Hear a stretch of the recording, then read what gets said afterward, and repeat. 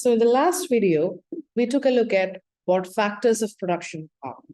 We're going to go into detail now. We know that for a business to fulfill the needs of its customers, it needs to produce goods. And in order to produce goods, it needs factors of production. But what are these? These resources can be classified into 4 different parts. The first one is land. Then we have labor. We have capital. And the last one is enterprise.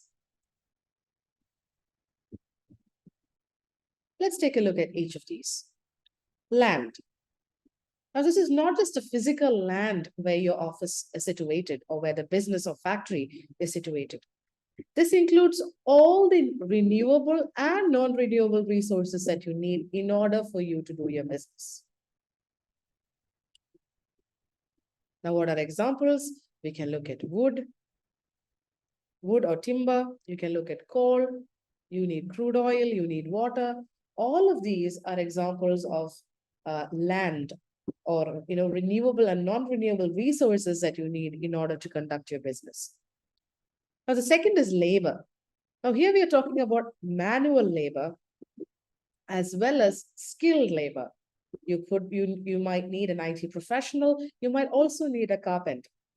So labor is essential to many forms of business. The third is enterprise. Now, enterprise is the driving force of the business.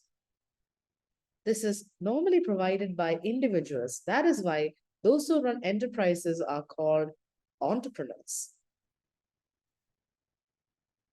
So what they do is they bring in managerial capacities. There is decision-making involved. There is a coordination involved. And that is why the business runs. And of course, we cannot forget capital. Capital is not just the finance, not just the initial finance that you need to set up the company, but it is also, the investment that goes into it, such as capital goods, for instance. Now, capital goods are computers, machines, the factories, etc. And you also need, of course, finance to run the, day-to-day expenses of your business as well. So to quickly sum up, what are the different factors of production? We have land, labor, enterprise, and we have capital. Moving on, you may be asked to define what a capital good is. And a capital good is a physical good that is used by an industry. Remember that this is different from a consumer good or consumer service because a capital good is specifically for use in the industry.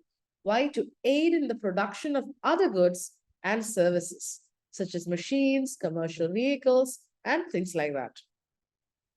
So over here, we need to take a quick look at what the purpose of a business is, which is also in the creation and the addition of value.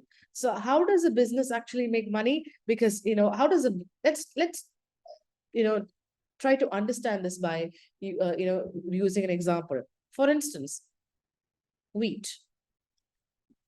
You could get wheat, for instance, at a local supermarket for $4.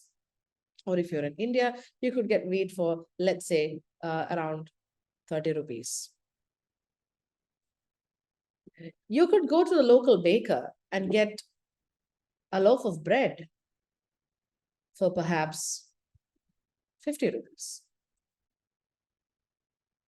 You clearly see that the same wheat which has been processed and baked by the baker is now worth more. Over here, there has been creation of value. And how does this happen? It happens when there is a difference between the cost of purchasing the materials and the price the finished goods are sold for. In this scenario, the wheat was purchased at just rupees 30, and then you ended up selling the finished product at rupees 50. Now, what is the added value? The added value is the difference between these.